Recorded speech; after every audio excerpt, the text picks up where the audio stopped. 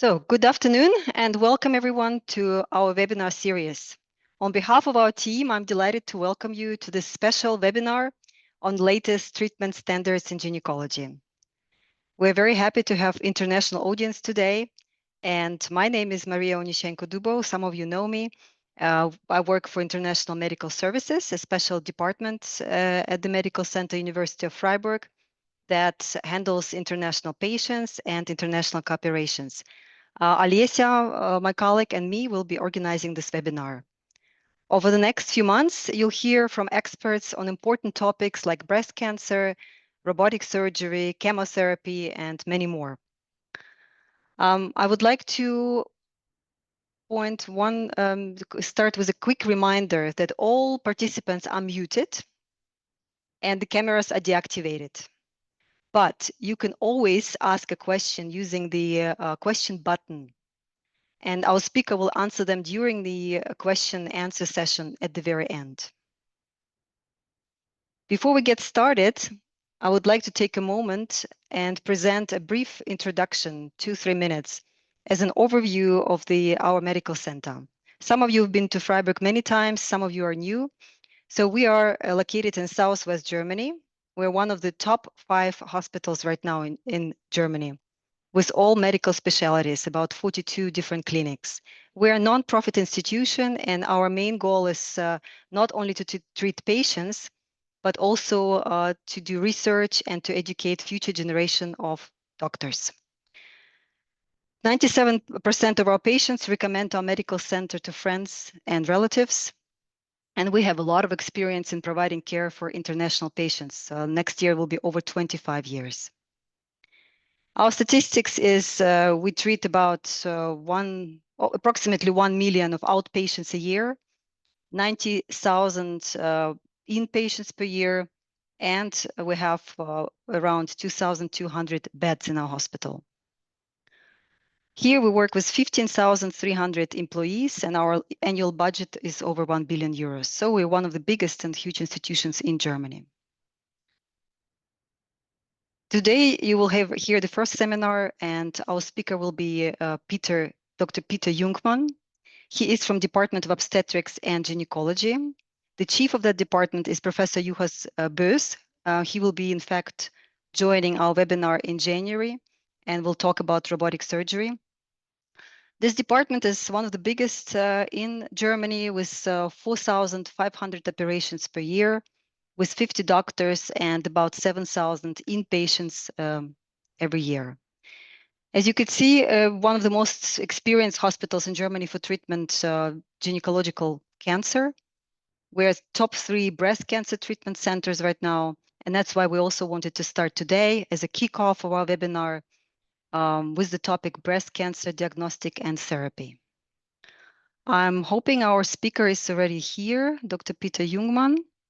He's a senior specialist of Gynecology Oncology Department and breast cancer, and we're very lucky to have him here today. Dr. Jungmann, if you're here, please let me know. Not yet. Not yet. I don't see him on our list. Well, I can talk one more minute about Department of Obstetrics then. He was connecting. He was connecting. Okay. Yeah. Okay. Thank you. Back to Department of Obstetrics and Gynecology. You could see we're ranked top 3 breast cancer centers in Germany. But nevertheless, we focus on minimal invasive surgeries, and a big role right now, Da Vinci robotic systems play a big role in treatment of our patients. So thank you very much for your attention. If you have any questions so far, please ask me. You can press the button questions at the bottom.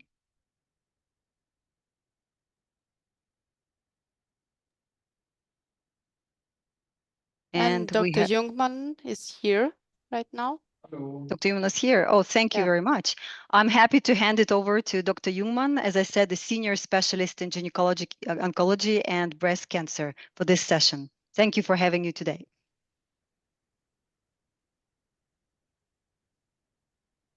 Dr. Jungmann. Thank you for the introduction. I will share my presentation.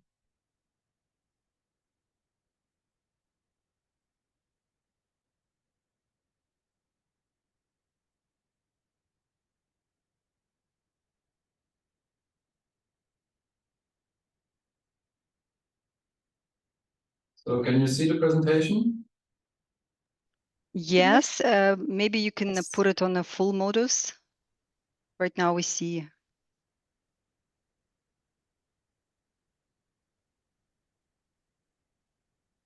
So better?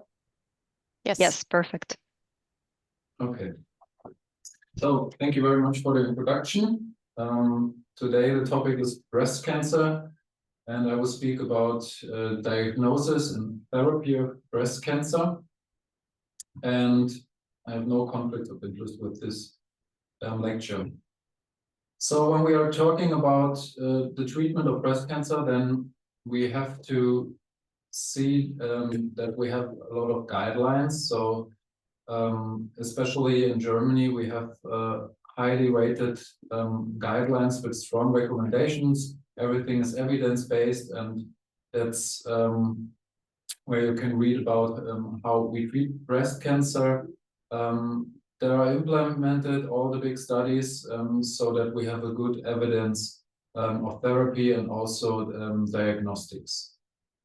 When we see the basic diagnostics, so the standard of diagnostics is the anamnesis and clinical examination, the mammography and ultrasound. So that is what we do to every patient who comes here in our breast cancer center.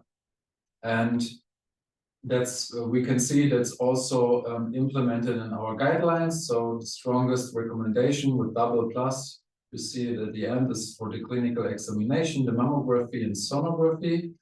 And of course, we have advanced examinations like the tomosynthesis, which we can do if it's needed, but it's not primary that we do everything. So sometimes it needs advanced diagnostics. The anamnesis is in particular the family history of breast cancer and ovarian cancer. You all know the mutations of BRCA1 or 2. So that's why we asked a lot of questions about the family history. We want to know the medication, the menstrual cycle, and we make a review of all the preliminary findings, therapies, operations, irradiation. That are the special things to ask if you want to talk about breast cancer.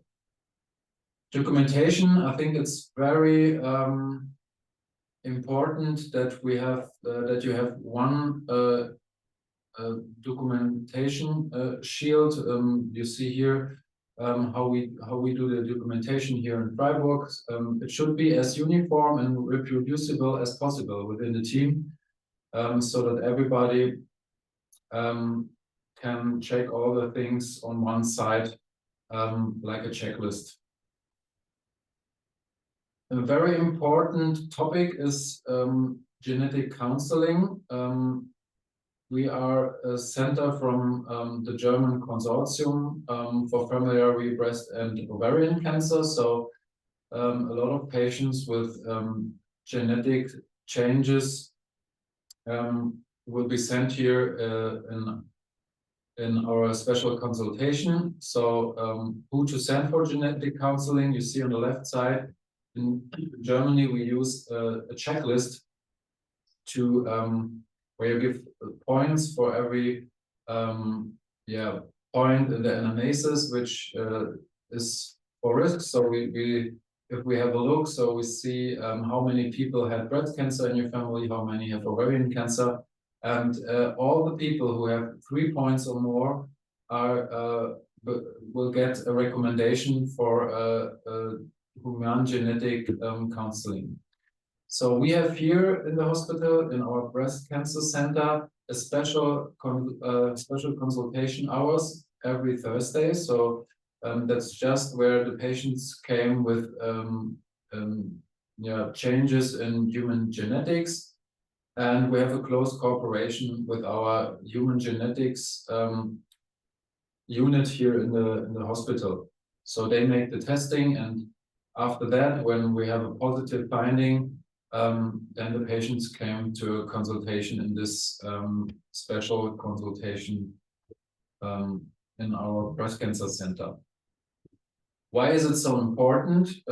Maybe you know, patients with genetic changes have significantly increased risk if a mutation is detected, and especially they have a right to intensive early detection or follow-up. And that means especially an MRI once a year from 25 to 30 years old, and then every year. So the MRI and the sonography every 6 months. In Germany, it's just the consortium centers who should do that because it's a high risk checkup. So we are part of this consortium, and so we do here all the examinations, the sonography, the MRI, the mammography. So everything is possible here in the hospital.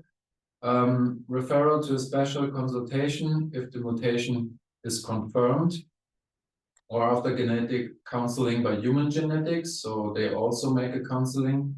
And even without mutation, sometimes we have just mathematically increased risk, so that's enough to send them to a special consultation. There, we give advice regarding to prophylactic operations. That's always a discussion with the individual risk of the patient, and we make counseling about the prophylactic operations, so especially the mastectomy or also ovarectomy. The sonography is a standard examination. You all know that, systematic sonography of the breast and axilla on both sides. Then we can declare the clinical T stage, so size of the tumor, how look the lymph nodes, and we measure the tumor in 3 levels. It's useful to use a pictogram. I will show it on the next slide. We make a Doppler sonography to see if there is a high vascularization of the tumor, and we use the Birat's classification. I will show that later. Important is reproducible documentation. So sometimes you have patients maybe under chemotherapy, so you want to see how the tumor is getting smaller, and then it has to be reproducible. Here you see, for example, a tumor of the left breast. So you see here the pictogram, so it's always useful to use it, that everybody can see in the first view where the tumor is located.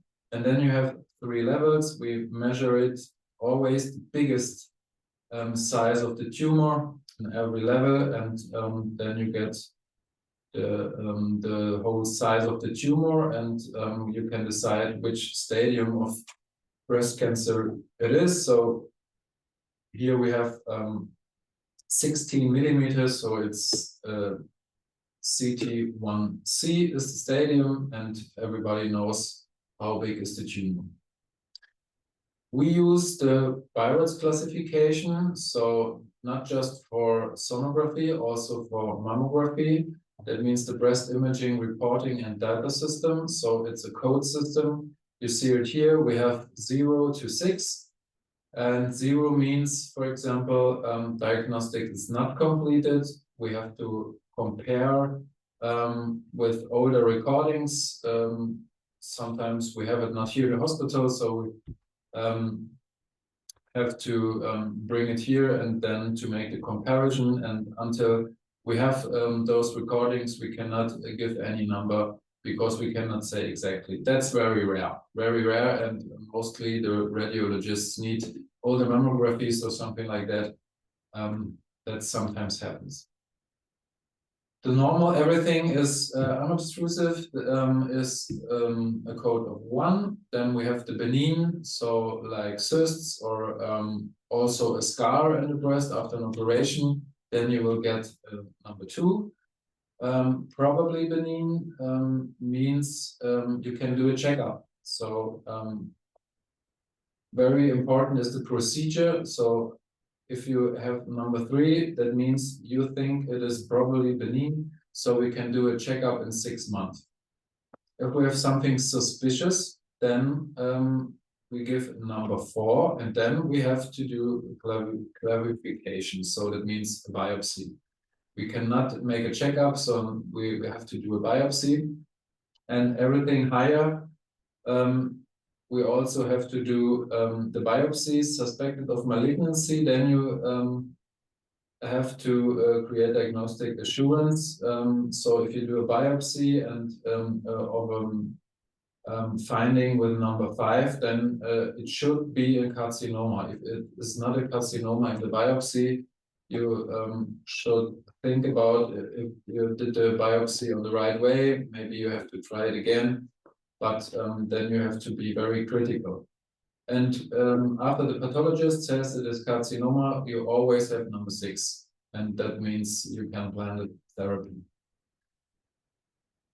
Mammography is in Germany, we have a screening, mammography screening. So every woman from 50 to 70 years goes every 2 years to the mammography. Today we know that from 40 years of age, patients with breast findings, so if you see something in the breast, you can do a mammography. So also between 40 and 50, because the benefit is much higher than the risk. Under 40 years of age, with suspicious findings in sonography and clinical examination, you can also do the mammography, but it would be not the first thing I do. So because of the radiation exposure. So first sonography, clinical examination, and then if you see something suspicious, then you can do mammography. If necessary, we can do additional images, like the tomosynthesis, spot or magnification images. So that depends from radiologist what he needs to make the diagnosis. And we have very often we have a controversial discussion here in the Breast Cancer Center because of radiation exposure.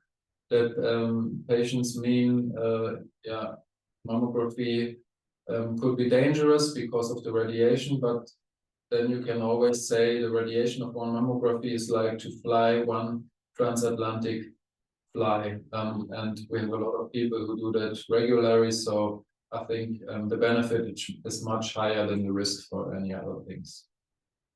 Mammography we do in 2 levels, so that we can see the findings. You see here a finding with clip marking.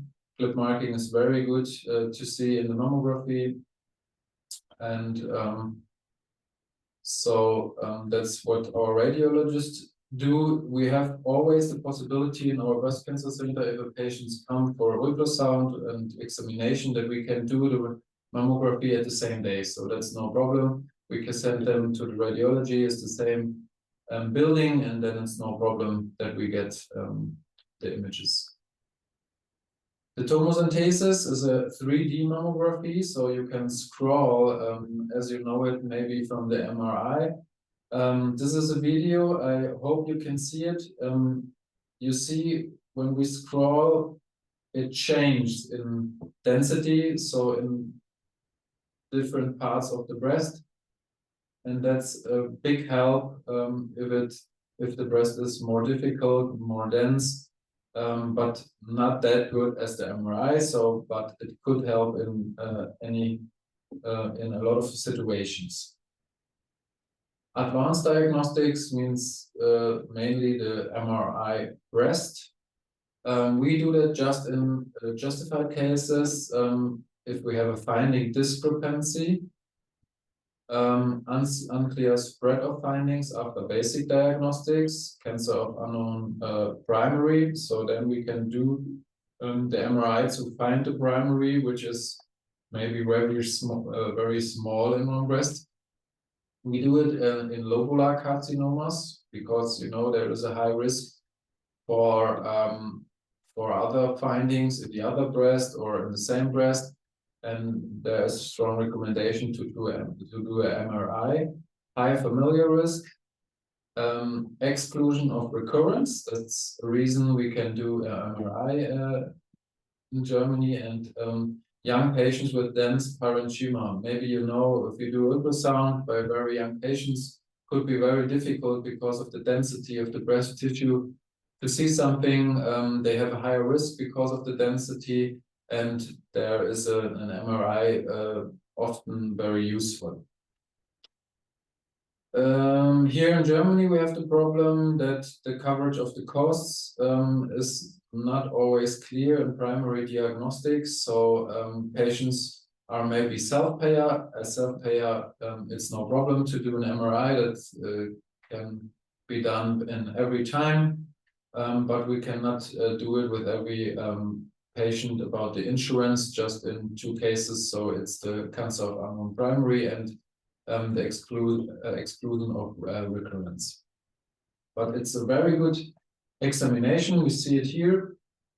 You see an example of an MRI breast, and you see how clear we can see also small tumors like here on the right side. We can detect them because the contrast in the MRI is very sensitive, and so it's a very useful examination, but it takes a little bit more time to do it. That will be changed in the next years, I think. They work on very small protocols to do the MRI for the breast, and then we will use it more often than today. But this is a very good advanced examination, and every patient can decide to do an MRI for higher sensitivity. Invasive diagnostics.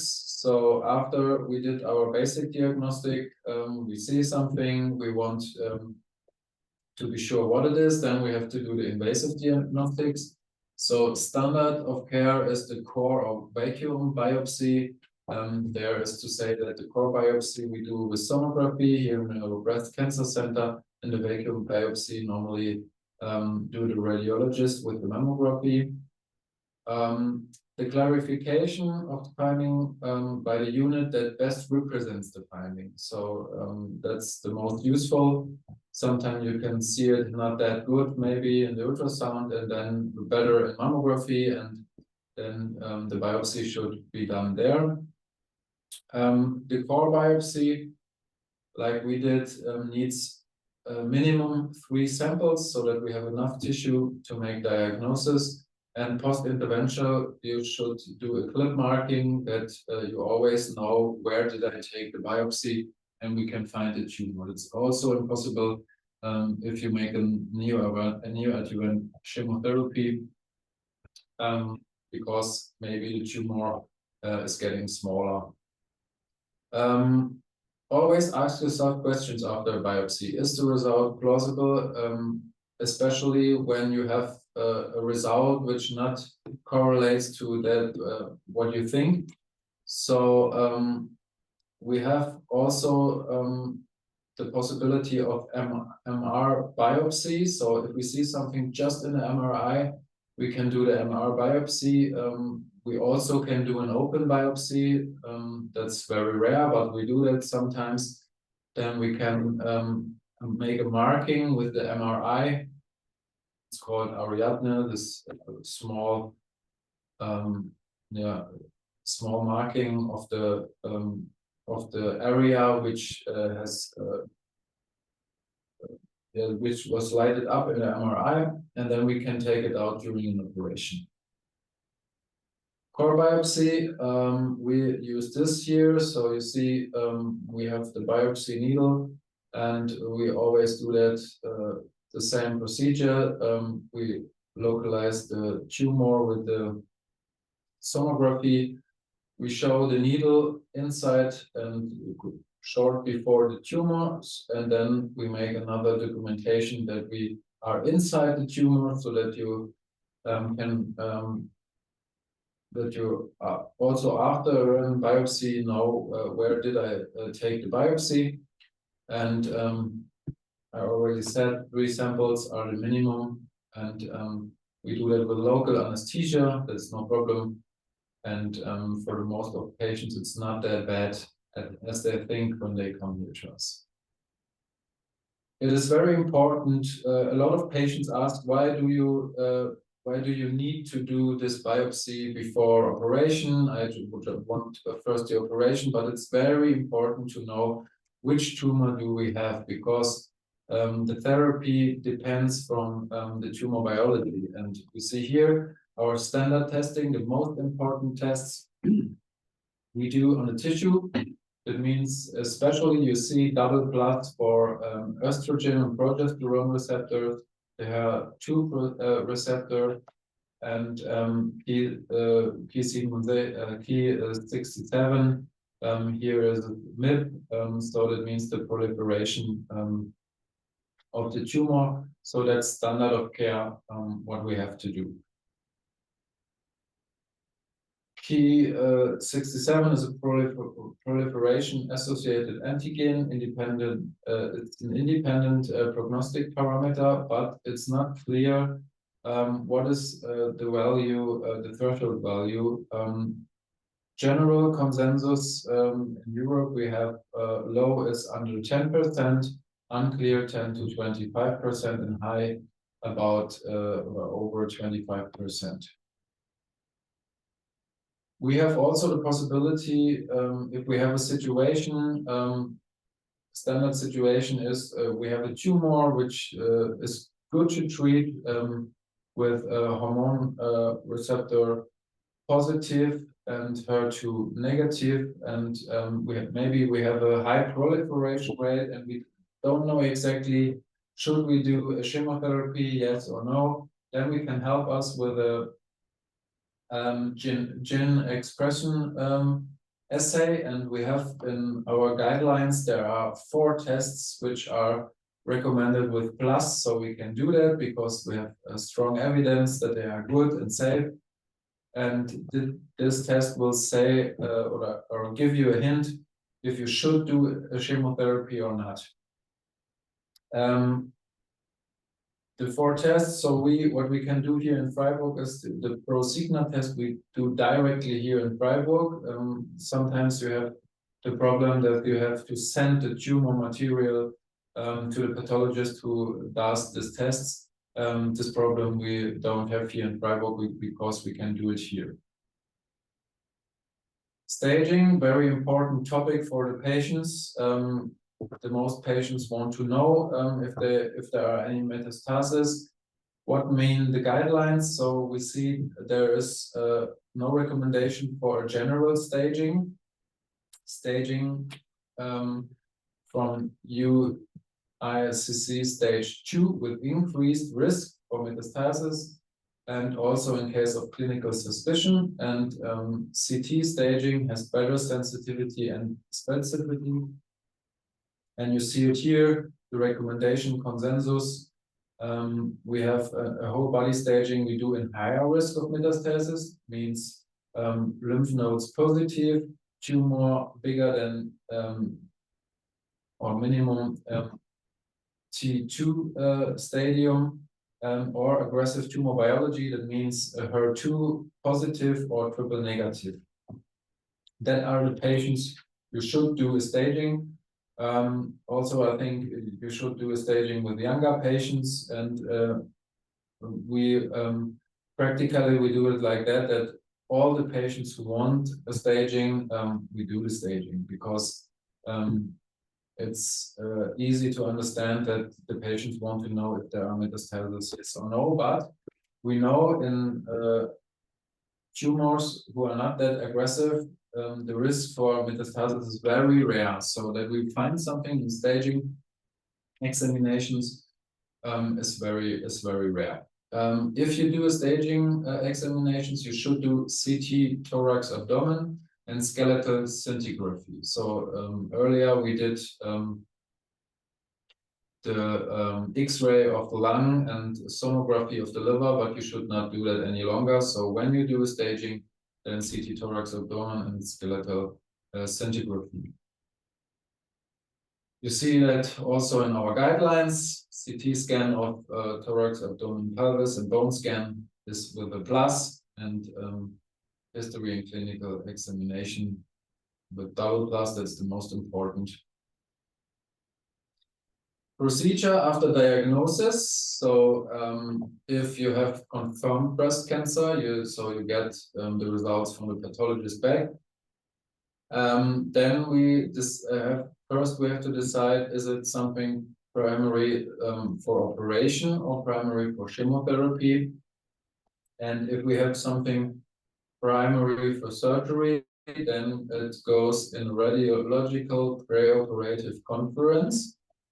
I will explain that, what that means. And if we have a primary systemic therapy indicated, it goes to our interdisciplinary tumor board. So that today it's very important that all the cases are discussed in an interdisciplinary board, that we have a high standard of diagnostics and therapy.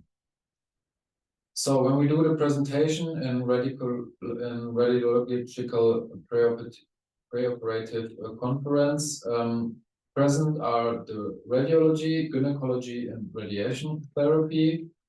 We discuss the case, show every details, and the asked questions are the demonstration of the mammography. Is there a further tumor? Is a radiation, intraoperative radiation useful? Do we need additional diagnostics? So the radiologist will say if there is something we have to do. So, for example, the tomosynthesis, sometimes they see the mammography, it's not that good, so we can do an additional tomosynthesis. And we discussed the preoperative wire marking, so should it do the radiologist or the gynecologist? And at the end, we have a decision, and then we have to talk again to the patient and give our recommendation, and the patient decides what he wants to do, and then we can do the surgery registration with everything what is needed. We also give always an advice about mastectomy, so we cannot just talk about the things we think to do. If we have a small tumor, then most of you will do breast conserving surgery, but the patients have to know that there are other possibilities like the mastectomy with reconstruction with brain or own tissue, that the possibility is open. So they have some patients come in the breast cancer center and they know exactly what they want, and then it's easy to find the right way for the patient, but sometimes it needs a lot of consultations until the patient is well informed and can decide what he wants to do. Preoperative, we do a wire marking. So the most important is that we have an exact marking of the tumor before the operation, because if we cut the breast, a lot of tumors you cannot feel during the operation or before the operation, and so it's very important then that we have the marking. And you see here a tumor, it's close to the muscle, to the pectoralis muscle. And so you see, we do the marking with ultrasound. This is the wire. You see it goes in the tumor, and this is after the marking. So you see, this is the wire. So this is needle with wire, and here is just the wire. You see it's perfect inside the tumor, and you can measure how long the wire goes through the tissue. And then you know exactly, you can find it in the operation. You should go as short a route as possible to the tumor, because otherwise you have a lot of tissue to pass until you are at the tumor. Ideally, it should be marked by the surgeon. So I think that's always the best, that the surgeon exactly know where is the tumor and how is my way to the tumor during the operation. Surgical therapy goal always is the resection without rest of the tumor. So we call it R0. the pathologist has to say that there is no ink on tumor, so we need not a special place like 2 centimeters, 3 centimeters healthy tissue around it. We need one layer of healthy cells around it, so no ink on tumor, and then we are content with the therapy. Breast conserving surgery with radiation is equivalent to the mastectomy. So it's very important to tell it the patients, because if a patient says at the beginning of the therapy he cannot imagine to get a radiation, then you have to discuss maybe a mastectomy, because the safety of breast conserving surgery is just given if you do radiation. So that's very important to say at the beginning. Breast conserving surgery is also possible with multicentricity, so if you have more findings in one breast, but only when you can reach total resection of all the foci in the breast, and that could be difficult. That's also something you have to discuss with the patient, and they have to know the risks. If you put more tumors out in one breast, that there is a risk that tumor stays inside. Intraoperative, we do a sono and radiography of the specimen. I will show that a little bit later. And we do a clip marking of the tumor bed after we put the tumor out. So that's very important that we can always check the area where the tumor was. So we see it because of the clips, and that the radiation could give the boost on the tumor bed. And here in Freiburg, we also have the possibility to do intraoperative radiation therapy. This is very important, especially when you have a case of recurrence. Maybe the patient has already radiation of the breast from outside. So we, in this case, it's very useful to do a radiation alone in the tumor bed. So that's a very good thing for those people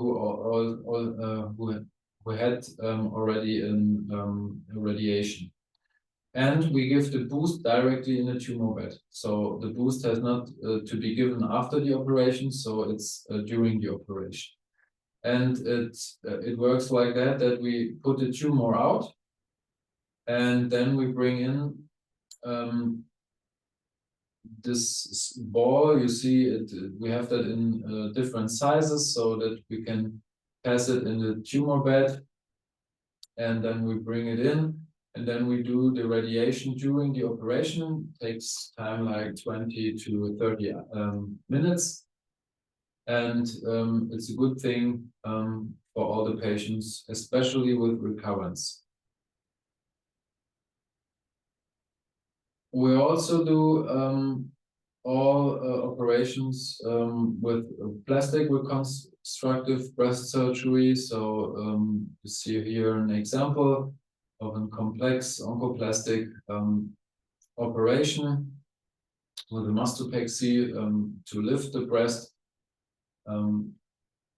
We have special consultation hours every Friday.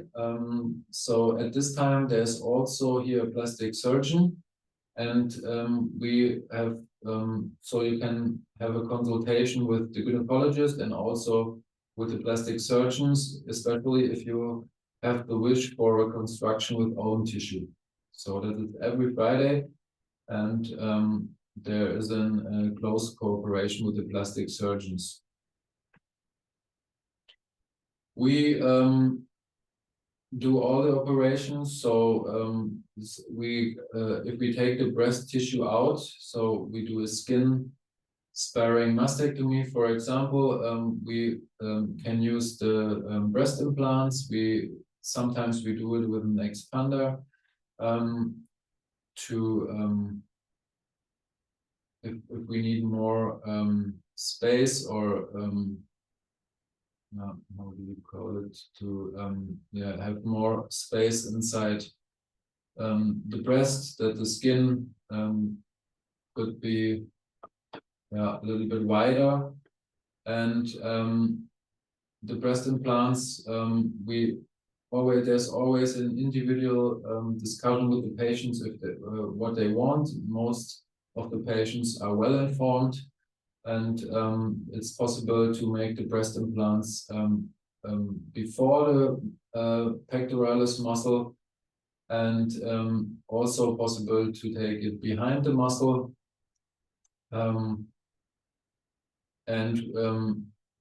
We also make the operations to prepare for the operations with own tissue, but that is then done from the plastic surgeon. We do, if we make breast conserving surgery, then we make a radiography of the specimen. You see it here very well. The presentation of the specimen with the imaging that promises the best results. So normally, if we do the wire marking with sonography, then we can do an intraoperative sonography.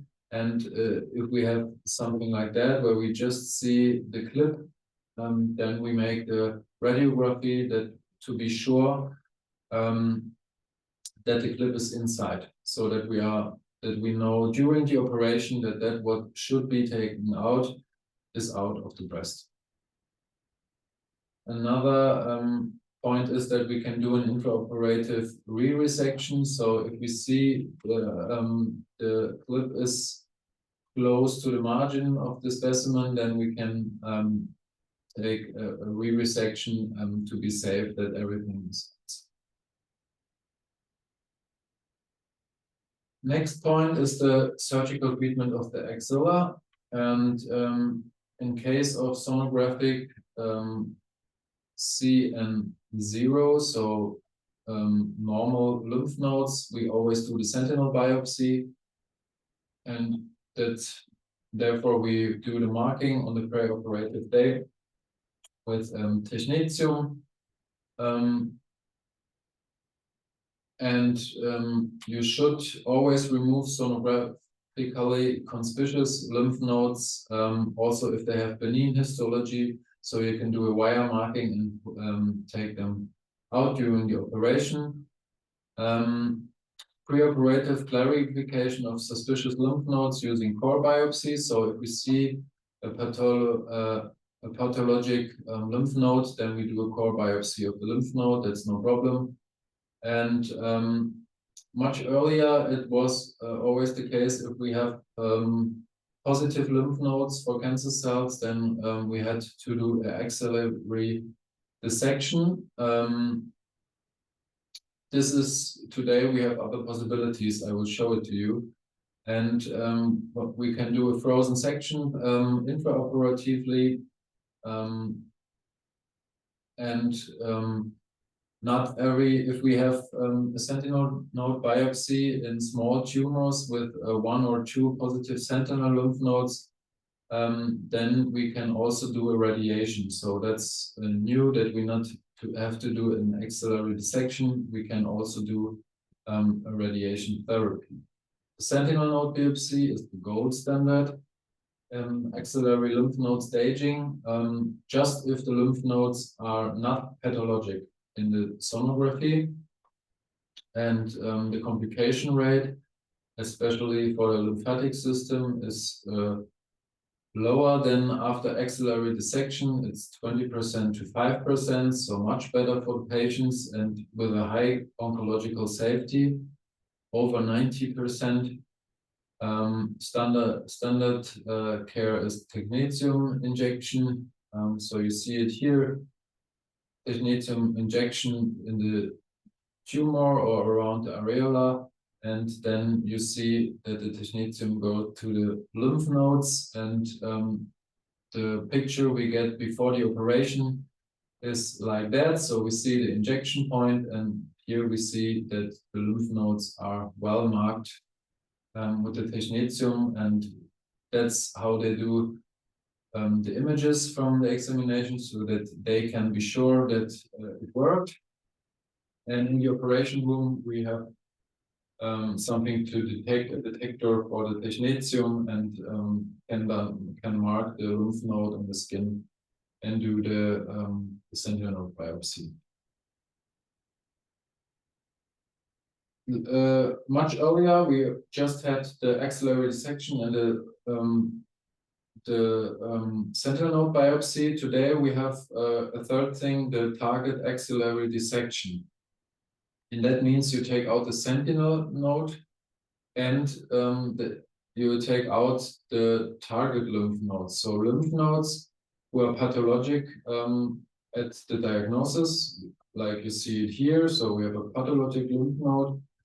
You did a biopsy and it's cancer cells inside. Then you do the neoadjuvant chemotherapy, and if the lymph nodes are normal after that therapy, you can do a target axillary dissection. So it's very good for the patients because you do not an axillary dissection, and it's safe if it are just 1 to 3 suspicious lymph nodes. The false negative rate is relatively low, so under 10%, and the goal is the staging of the lymph nodes according to the neoadjuvant chemotherapy.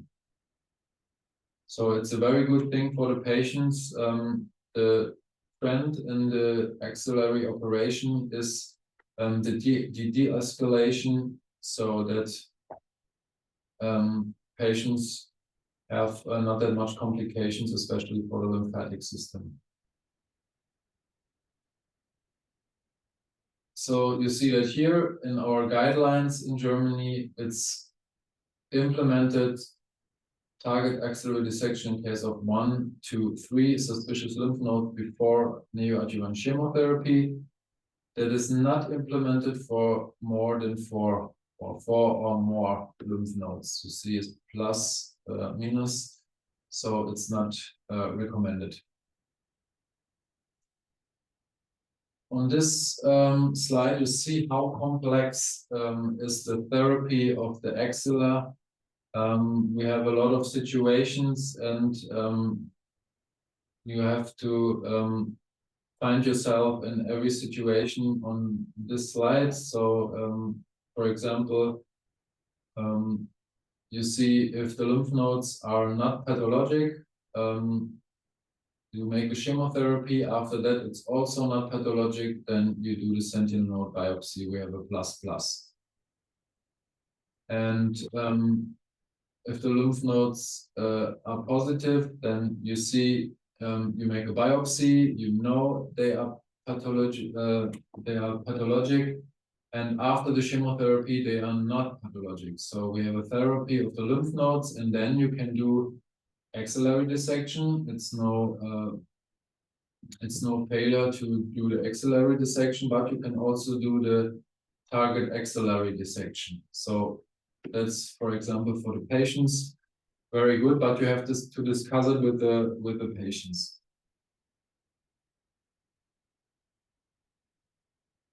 When do we neoadjuvant chemotherapy?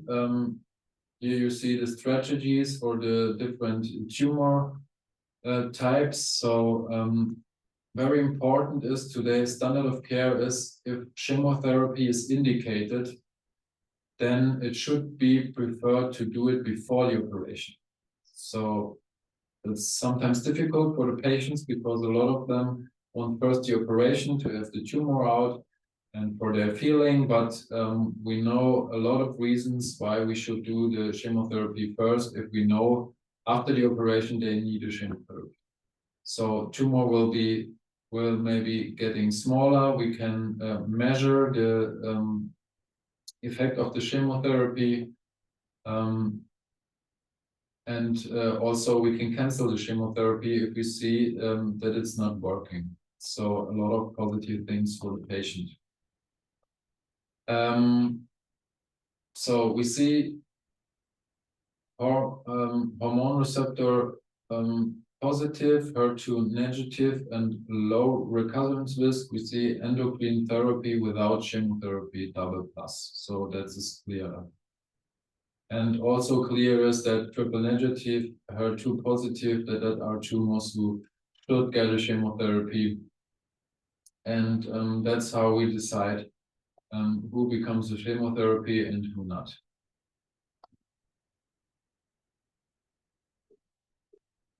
So the indication for neoadjuvant chemotherapy always is made in interdisciplinary tumor board. So that's a bigger board with not just the gynecologist, radiologist, and radiation therapists. So there are also internists and plastic surgeons, the pathologists, so the human genetics, and so we discuss every case, especially for every patient. Clip marking of the tumor is very important before the chemotherapy, because maybe the tumor is getting smaller, and in best case for patient, you will not see any tumor at the end of the chemotherapy, and that's why it is so important to have the clip marking. We make a clinical and sonographic monitoring of the treatment every 6 weeks in the breast cancer center. So that's a routine that they have every 6 weeks an appointment, and we check how the therapy works. Important is, if you do the chemotherapy before the operation, that you make a detailed counseling of the patient about the benefits of the therapy upfront, monitoring of response, discontinuation in case of failure, reduction of the tumor, and prognostic value of the pathologic complete remission. We know today that if a tumor, if we have a pathologic complete remission, so no tumor will be found from the pathologist in the operation specimen, that this is prognostic very good for the patient. The operative therapy after neoadjuvant chemotherapy, so we make a marking of the clip. If, for example, like I said, that the tumor is completely gone during the chemotherapy, we make a marking of the clip, and then we can do the breast conserving surgery in new frontiers, because that's enough. We said it already, no ink on tumor, so no special